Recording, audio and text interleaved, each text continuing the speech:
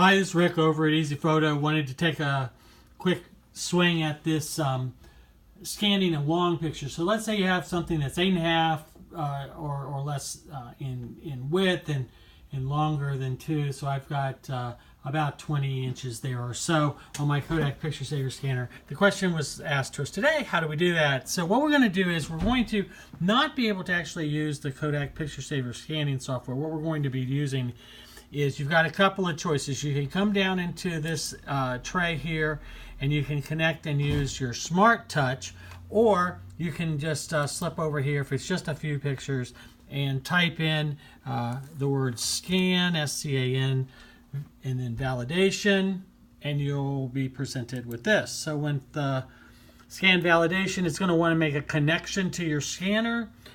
You do that by just selecting your Kodak Picture Saver scanner. If you have other scanner drivers on there, it may give you that option, but you want to use the Kodak Picture Saver scanner.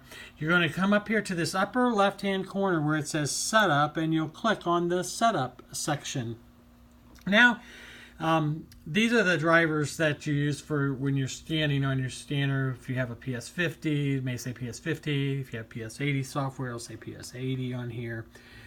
If it says, if it's an 80, then we just say 80. But we're going to choose color photograph. Now you have the choice down at the bottom to choose one-sided or two-sided. If you do only want the one side, you will choose the back. The back reflects to this part of this is the back part, right? This is the back part up here, and this would be the front part. So just get this back up and out of here. Okay. Perfect. All right. So we're going to just go ahead and we'll choose two-sided. It'll just make it simpler for us at this point. So we've chosen two-sided. Now we're going to come down here into the settings section and click on it. Here you've got a number of options available. This unlocks all the power of your scanner. You're going to use the color, photograph, glossy paper. You can choose the resolution. For this demo purpose, I'm going to use 300.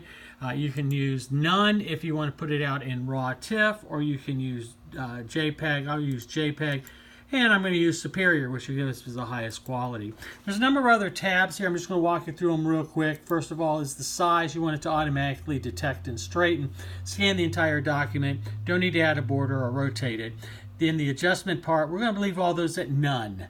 We're going to go to Enhance, and we're going to leave all of that off, none, and Detect is none. There's one other thing you have to do, and you need to jump over here to the Device area, and underneath the Transport part, you're going to put a length. Now, your scanner will scan up to 34 inches, so I'm just going to go ahead and put 34.22 inches in here. At this point, what we need to do is to run back to Home. We'll click on the Home button, and you'll notice that my settings have changed here, and the way we lock them in is to go up here to Save. So we're now going to go here to Save, and we're going to say OK.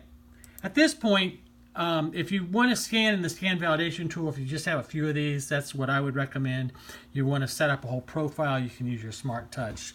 But to set it up, just merely go ahead and put a destination location, and it will go out here and give you the opportunity to save them anywhere you want. I'm just going to go ahead and save them over to my Pictures folder real quick. You can also put a number and a name on it and this type of thing, so I'll just go ahead and leave it as Image and put Save. All right, so at this point, we're ready to scan. Here we've got our document loaded in, or our photograph loaded in here. We go up here to the green button. This says Start Scanning. This would be if you only wanted to scan the one page. We've already set up our destination location, and we're just going to go ahead and do the Start Scanning button.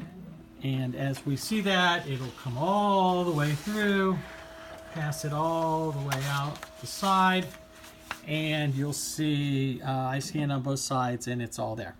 So hopefully this quick video shows you how to scan something longer. They will all be up in my picture folder. So if I go ahead and close this, jump up down to my picture folder and jump into regular pictures. There's my two images here, and I think we can open them up in the yeah, there we go.